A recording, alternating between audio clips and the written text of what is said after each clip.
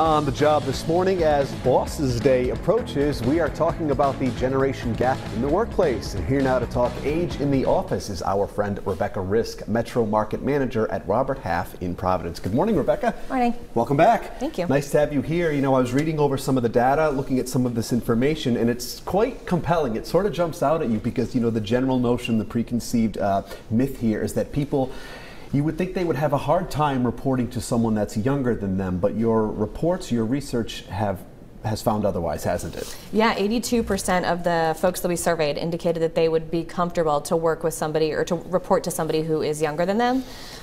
You know, I think you're right. The preconceived notion is that it would be uncomfortable, but I think workers, they're really looking for, you know, to work for somebody who respects them and values their contribution. You know, you hit on something right there. As a boss, as a leader, if you want the respect of your team, you need to put it out there because it's a two-way street, isn't it? Absolutely. It really is. We need more and more of that in the workplace. And let's talk about the notion that it's becoming more and more common for some of these managers and/or bosses to actually be younger. We're seeing young people rise, aren't we? Absolutely. I mean, it's the first time in history that we've had 4 generations working together in the workforce. So it's pretty likely that at some point in time you'll report to somebody older than you, and at some point in time you'll report to somebody younger than you. You know, even though those statistics indicate that most people are okay with this, I'd imagine still there are some hurdles, there are some challenges. In your findings, what have you found some of those challenges with regard to having a younger boss really are? I think people are kind of the same thing that you're afraid with any boss. You know, I think, you know, work ethic, leadership style, that kind of thing.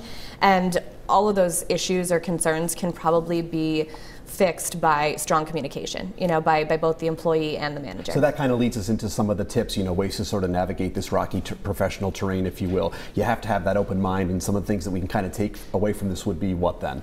I think, you know, somebody from the Gen X or Gen Y, you know, they have certain priorities that it's made abundantly clear that people from those generations are kind of focused on work-life balance, you know, so communicating that I think is important, and that's a benefit that, you know, any generation is appealing. Absolutely. You know? And for someone out there who is younger, maybe fresh out of college in their 20s, early 30s, and they want to ascend into management, they think they have that into them, how do they sort of know if they're ready for this kind of thing? I think they have to kind of take a look in the mirror and ask themselves a couple of really important questions. You know, are you comfortable making difficult decisions?